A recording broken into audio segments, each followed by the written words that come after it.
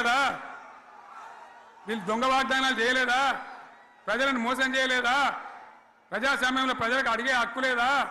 మీరెందుకు కేసులు పెడుతున్నారు? నాకు అర్థం కాదు. మీరెందుకు దునుకులాడుతున్నారు? మీరెందుకు బలైతారు? రేపు మీకు రాజకీయాలు ఎందుకు? మీ డ్యూటీ మీరు చేయండి. మేము బీఆర్ఎస్ ఎప్పుడు శాసనాన్ని ఉల్లంఘించం, చట్టాలను ఉల్లంఘించం.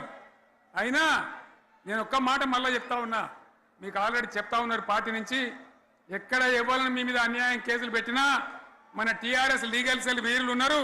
మీరు భయపడే అవసరం లేదు. న్యాయస్థానాలని అక్కడ పోరాటం చేద్దాం.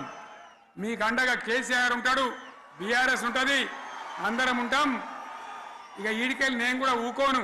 నేను బయలుదేరుతా. యాందాకైనా మంచిదే. ఎవరెవరి సంగతి ఏందో, ఎవరైనా లెక్క ఏందో అన్ని కూడా లెక్కలు తీద్దామని మనవి చేస్తా ఉన్నాం. ఈ రకంగా మనం ముందుకు పోవాలి. ఒక్క మాటలను ఉన్నదా? ఇవాళ ఈ ప్రభుత్వం, ఈ కాంగ్రెస్ నయవంచక ప్రభుత్వం సంక్షేమంలో ఫెయిల్, మంచినీళ్ళలో ఫెయిల్, పొలాలకు నీళ్ళు ఇవ్వడంలో, సాగు నీళ్ళలో ఫెయిల్, కరెంటు సరఫరాలో ఫెయిల్, రైతు బంధులో ఫెయిల్, విత్తనాలు ఎరువులు సరఫరాలో ఫెయిలేనా? ధాన్యం కొనుగోళ్లలో ఫెయిల్, పల్లెలు పట్టణాల అభివృద్ధిలో ఫెయిల్, భూముల ధరలు పెంచడంలో ఫెయిల్. మరి దేంట్లో పాస్ అయిండు? ఎటుపడితే అటు ఒర్రుడు, దేవుళ్ళ మీద ఒట్లు పెట్టుడు, అబద్ధ వాగ్దానాలు చేసుడు.